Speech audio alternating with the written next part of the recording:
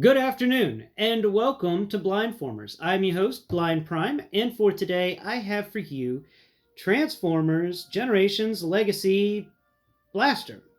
I feel as though I need to say more words in there because I've usually been saying things like War for Cybertron Kingdom, 4 words or something. And this one's just Transformers Legacy, so it feels weird. So I put the generations in there, make myself feel better.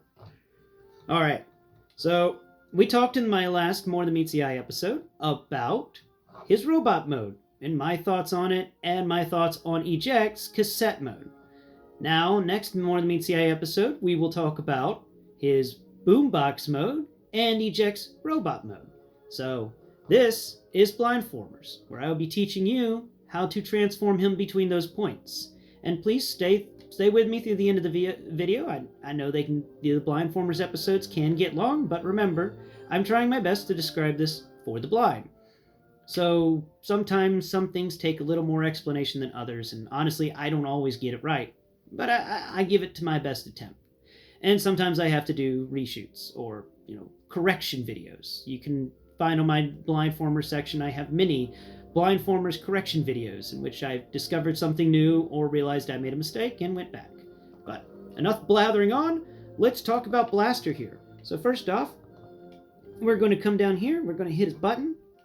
Come on, Blaster, hit your button. There you go. Just open that up a bit. Doesn't like to pop open all the way sometimes. I'm going to reach in here, we're going to pull out Eject. Now, we're going to close this, but don't close this by slamming the door shut, okay? Hit the button down there where you just hit him with a finger, where you just use Blaster's finger to pop Eject out. Push that button in with your middle finger.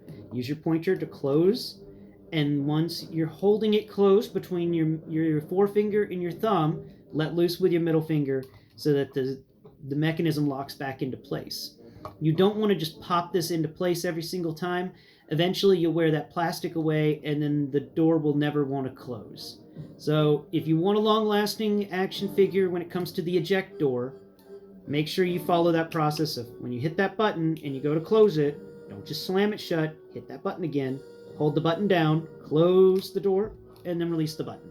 Okay, enough of me explaining how to open him and close him. Here's Eject, and we're going to teach you how to transform Eject first because Eject is fun. So, put Eject in your hands, where you have him between two hands. Put your thumbs right on the other side of Eject from the siege ports. Here's the other side of him. His head is, if you could see that, moved around so that you can kind of see his upside down head. You could choose to rotate the head backwards if you want. I didn't. So, put Eject in your two hands like I have it, with your thumbs on the backs, and then push with your thumbs slightly. And the arms, this one got a little stuck. There it goes. The arms will rotate out. Come on, arm. I'm trying to showcase you in a video, and you guys are just messing up. Sometimes they do that. Yeah, see, now it wants to rotate. Look at that. Now it rotates. That's a very stiff rotation point, though. So be aware of that. Now, come on down here to the bottom and pull away his feet from the underside. And once done, they will unfold from the inner thigh area of his leg. His upper leg area is actually stored in the hollowness of his lower leg area. That's a common thing we see in these cassette type figures. And you want to fold down both legs and then at the thigh and then rotate them so the feet are sticking. Oop, wrong way. Rotate them so the feet are sticking out the other way. There we go. And the side where his head is folded in is going to be the back, and when his head folds up, the chest is going to be on the side that also had the siege ports. Go ahead and now fold down both arms, and the siege ports will sit on his wrists. So, on his lower arm. His fist is recessed in there. It's just a tiny little thing. It doesn't even do much, but he can hold guns. I wouldn't advise the blaster from Blaster because it's really heavy, but I could probably, given a moment, find something for him to hold in each of his hands. Oh, here's something. Here we go. Take the Terracons. There you go. Now, get his little thingy. Yeah, there you go. His little claws that came with that Golden Disc Collection Pterosaur. There you are. Now he's got a crazy awesome claw on the end of his hand, and his joints are strong enough to hold things up that are small, but not Blaster's Blaster. If you put Blaster's Blaster on him, his arm's going to fold down, and you're eventually going to weaken some joints. You don't want to do that. So, moving Eject off over here to the side where he can hang out. Oh. Oops. Blind mistake. There we go. Both of his legs, I forgot to turn the other one around. We're just going to set him off over here to the side. There we go. Okay, now on to Blaster. So first off, you want to remove Blaster's gun from his hand, set it off to the side. Then you want to grab Blaster's hand and rotate it on top of the arm so that his fist or his hand will actually cover the siege port that I talked about in my More Than Meets the Eye episode that's located on his lower arm. Do that with both sides. Fold the arm over the siege port. Once done, then rotate the arm onto itself as if he's trying to, reach over and grab his shoulder with his hand. But since his hand is now folded over, he won't be grabbing his shoulder. And once you've gotten that right, fold that bit in and then rotate it all the way around 180 degrees so that the hand is now directly below the shoulder, and it makes a nice little right angle, triangle there. So we're going to do the same with this side. Rotate that hand and then arm area down, and then rotate the arm up and around until the negative zone is filled by the upper arm, and then twist that arm 180 degrees so that the bottom of the hand that's perfectly flat is now adjacent to the siege port on the shoulder. Once you've completed those steps, we are done with the arms. Now, pull back his backpack area. Actually, you can do that easier if you turn him his waist 180 degrees so that his butt panel thing is in the front of him, which is very similar to the Soundwave. Now, pull back his back area right behind his head like you would with Soundwave, and rotate his head inside of his body. It's interesting, some parts of this that were tooled after the Soundwave mold, and then there's many parts that are obviously brand new in tooling and everything. Now we're moving on to the feet. Okay, so you've gotten your legs 180 degrees spun around. Now what you need to do is spin the lower legs 180 degrees.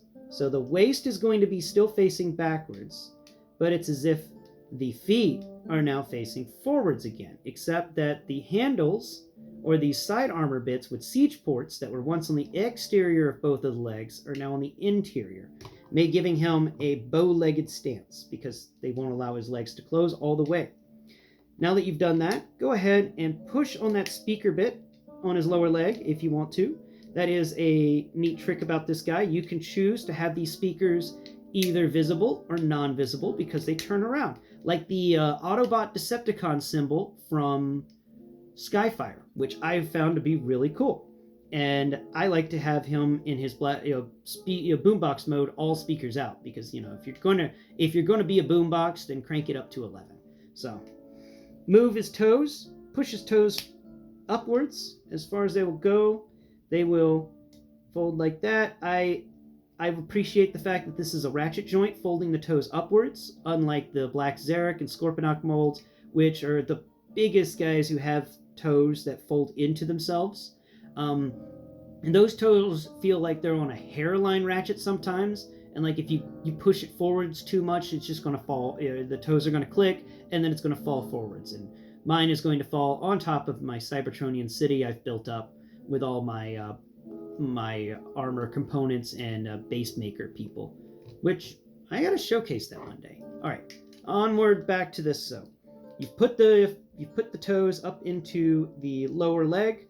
Now we need to go around to his back, and on the side of his leg that's now facing the interior, that has this handle bit on it, we will fold out the back of the leg. The hinge for this fold is visible. You can kind of feel it right next to this big boombox speaker that is on the outside of his leg now. Once you've folded these panels upwards. Inside you will find another panel that is folded in on itself, and you want to fold that out. And once you do that, this panel that you folded out of his leg will now be flush around his entire lower leg area. It's going to make a nice little flush kind of circuit. Once you've done that, you want to then take the handles on the interior of his legs and unclip them from the legs and fold them out all the way, tilting the feet slightly. This will kind of help you in the next steps to come if you just do that. It keeps them out of the way and things are nice. Now onto the front of him. Fold that butt panel upwards so that it covers the buttons to open the cassette top. Once you've done that, you then want to rotate his leg again. I know this leg is rotating a lot, but this time it's... I accidentally hit that panel. Let's close that. Oh, there it goes. That panel... Be careful, that panel can fold over the buttons and actually press them down. So be aware of that. Don't fold the panel up too much, but fold it up a little bit. So now we're getting into the part where we've moved the legs again, twisted them, but this time 90 degrees, so that the speaker that was visible on the exterior of the leg is now visible on the front of the boombox. And this panel that we folded out has a little knob on it which would control volume or tone, or which station you're tuned to. So this is the most difficult part of the transformation. This hand makes this nice little right angle area, and inside this leg area there's the same right angle, but it's a very tight fit, so you got to use your finger to push the hand down slightly while pushing this leg forwards. And you want to make sure that you do it all at the same time, and that is where some of the difficulty can show up in this part. This part never wants to work right, and sometimes you have to make sure you fold things properly back. Okay, now come on, get in your home. There it goes, it's in there. Next step, do it on the other side. And make sure that panel is out like we explained. Make sure the leg is twisted another 90 degrees so that the the speaker and the knobby feeling thing are both facing on the same plane as the tape deck. So I'm going to move that up. You want to push that hand down and fold everything forwards, and it should just kind of snap into place once you get it right. And you don't have the butt panel getting in the way or anything else messing it up. Okay, fold the feet down. There we go. And nothing's screwing with you. There it goes. No, what happened here? Why aren't you doing your thing? Oh, the hand got screwed up. Okay, so unfold that a bit. Fold that arm segment back into place. Make sure the hand is down. It's nice and tight. Cool. Fold this guy back up. Pushing with the hand, moving that, and there we go. Now it's tightly in. Like I said, that's the difficult part of this transformation, but that's really the hardest part of the transformation. Now you fold the butt panel down, and it's going to be the bottom part of a boombox, and it's going to snap into two vertical pegs that are revealed on the upper thigh area of his legs, and it had two horizontal pegs in it.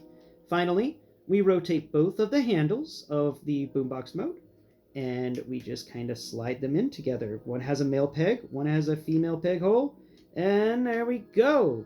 Connected together, pull that bit up, make sure the handle is even.